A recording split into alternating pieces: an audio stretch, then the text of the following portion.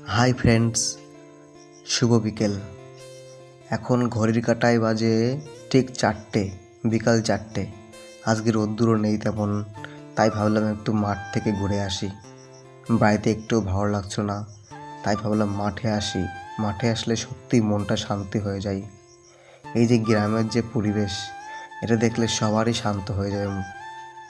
তবে একটা কথা বলি, যারা শহরে থাকো তারা কিন্তু কখনোই এই গ্রামের পরিবেশ বা মাঠের পরিবেশ কখনোই বুঝতে পারবে না। গ্রাম আর শহর দুটোই আলাদা। গ্রামের মতন শান্তি সত্যি বলতে আর কোথাও হয় না। আর এই দেখো, আকাশটা কত সুন্দর, রোদ্দুরও নেই আবার গরমও নেই, কত সুন্দর আকাশটা।